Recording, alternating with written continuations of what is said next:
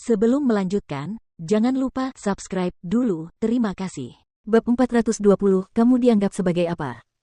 Membuat Wang Dingzi menyerahkan pembunuhnya. Tetua keluarga Qi itu tertegun sejenak sebelum bersumpah dengan sungguh-sungguh, Patriark, yakinlah, Wang Dingzi mungkin berani, tetapi tidak cukup untuk menutupi penjahat yang melukai bangsawan muda Hu Guang. Aku akan segera menuju ke istana-istana dan pasti akan menyeret pembunuh itu kembali. Tetua itu memberi hormat cepat ke arah Qilei sebelum berbalik untuk meninggalkan aula, membawa serta sekelompok pengawal keluarga Qi, dan menuju ke istana-istana. Di dalam aula utama Enigma City Castellan Manor, Wang Dingzi masih berlutut. Huang Xiaolong memperhatikan Wang Dingzi yang berlutut dengan tenang, sebagian kecil dari dirinya mengerti bahwa seluruh masalah ini tidak dapat disalahkan pada Wang Dingzi saja. Sejak gurunya, Ren Wukuang, menghilang beberapa dekade lalu, sebagian besar masalah gerbang Asura ditangani oleh Chen Tianqi. Chen Tianqi bertahan dan mengalah karena dia tidak ingin konfrontasi terbuka dengan kultus Dewa Kosmos. Karena itu, wilayah di bawah pemerintahan gerbang Asura ditelan oleh kultus Dewa Kosmos selama bertahun-tahun. Dari 52 oblas asli sejak masa kejayaannya, wilayah itu berkurang menjadi hanya 36 oblas. Karena alasan ini, para pengikut kultus Dewa Kosmos berani bertindak kurang ajar seperti itu di wilayah yang berada di bawah kekuasaan gerbang Asura. Dan karena itulah para pengikut gerbang Asura memperlihatkan raut wajah ketakutan saat menghadapi para pengikut kultus Dewa Kosmos. Dalam waktu yang singkat itu, para pengawal istana yang sebelumnya dilempar oleh Wang Dingzi dengan cepat berlutut memberi hormat. Seperti Wang Dingzi, mereka semua menahan napas karena ketakutan memenuhi hati mereka, ketakutan terhadap Huang Xiaolong. Penguasa baru gerbang Asura mereka, Huang Xiaolong. Naga ilahi muda yang mulia. Perbuatan gemilang dan reputasi mengerikan dari sang naga ilahi muda yang mulia telah menyebar ke seluruh benua awan bintang. Ada pula skarab mayat racun yang telah menjadi mimpi buruk di hati banyak ahli. Beberapa saat yang lalu, mereka benar-benar punya nyali untuk menyerang penguasa gerbang Asura mereka. Akhirnya, mereka memahami kenyataan pahit. Castellan yang menyerang mereka sebenarnya untuk kebaikan mereka sendiri. Kalau tidak, jika penguasa mereka yang perkasa melepaskan skarab mayat beracun itu, mengingat detail tentang bagaimana orang-orang mati di bawah skarab mayat beracun dalam rumor, para penjaga itu menggigil secara refleks. Seorang pengawal istana tiba-tiba berlari ke aula dan memberi hormat kepada Huang Xiaolong sambil berlutut, melapor kepada penguasa, tetua keluarga Qi Qitian membawa banyak ahli keluarga Qi ke sana. Mereka menunggu di luar, meminta untuk bertemu dengan Castellan. Tetua keluarga Qi, Huang Xiaolong menoleh ke Wang Dingzi, apakah pemimpin regu penegakan hukum Qi Wu adalah murid keluarga Qi? Karena Qi Wu memiliki nama keluarga Qi, hubungannya mudah dipahami. Begitulah, Yang Mulia.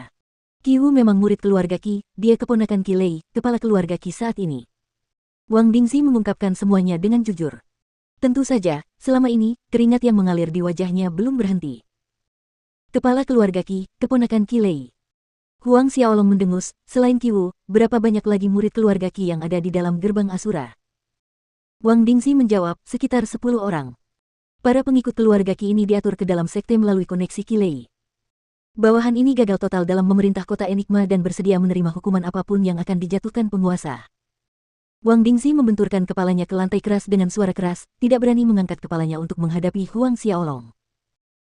Wang Dingzi tahu bahwa Qi Lei menggunakan koneksinya untuk mengatur beberapa murid keluarga Qi ke gerbang Asura, hanya saja keluarga Qi memiliki pengaruh yang kuat di dalam kota Enigma.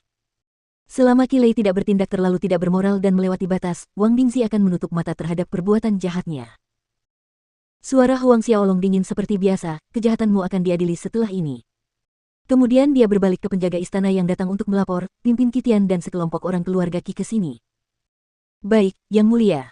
Pengawal istana itu menjawab dengan hormat, memberi hormat pada Huang Xiaolong, dan keluar dari aula.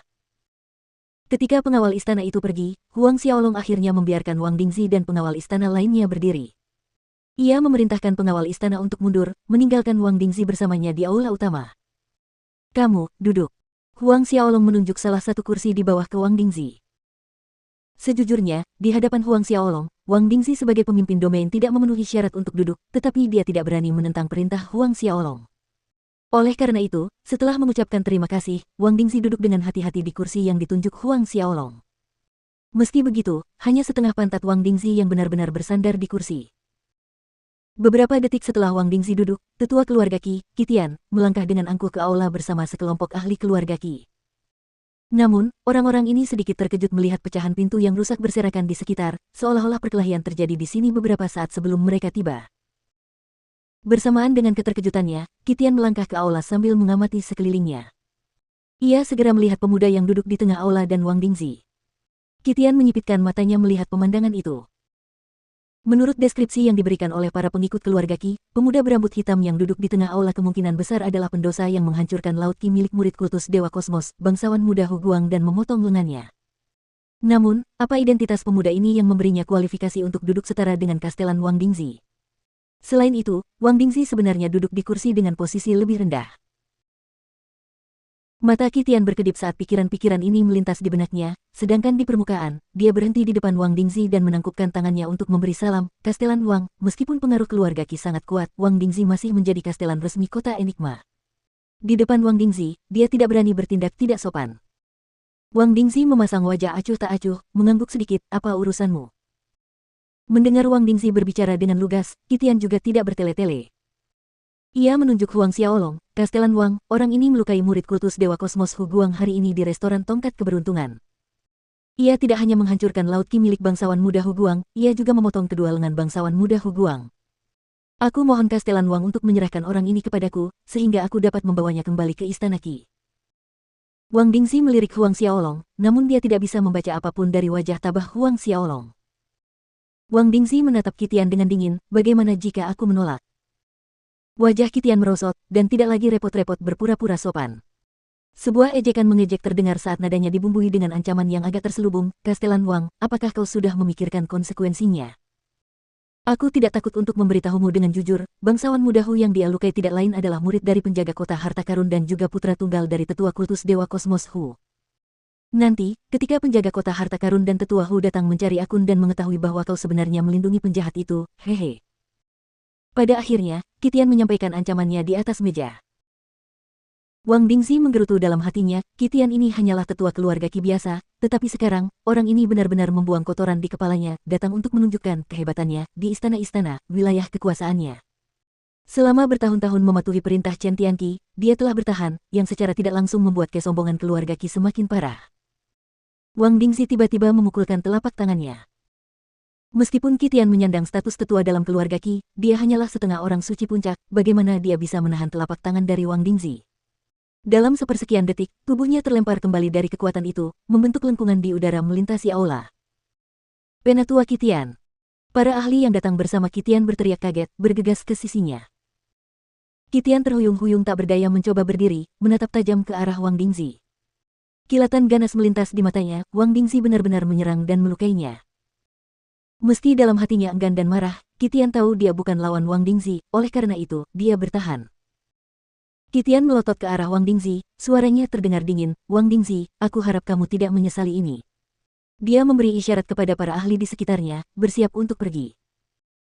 Siapa yang bilang kau boleh pergi? Ketika Kitian dan para ahli keluarga Qi berbalik untuk pergi, Huang Xiaolong, yang telah duduk diam menonton sepanjang waktu, akhirnya berbicara. Langkah Kitian terhenti di tengah jalan dan berbalik, menatap tajam ke arah Huang Xiaolong, bocah, apa yang kau katakan? Ayah ini bisa datang dan pergi kapan saja dia mau, apakah aku perlu izinmu? Apa kau bisa mengendalikanku? Hatinya masih mendidih karena marah menerima serangan dari Wang Dingzi. Kamu ini makhluk apa? Mendengar Kitian menghina penguasa mereka dengan sebutan, makhluk apa, amarah Wang Dingzi memuncak. Dia berdiri, tetapi ketika dia hendak bertindak, dia melihat cakar iblis yang tak terhitung jumlahnya mencabik-cabik ruang, menebas Kitian dan para ahli bersamanya.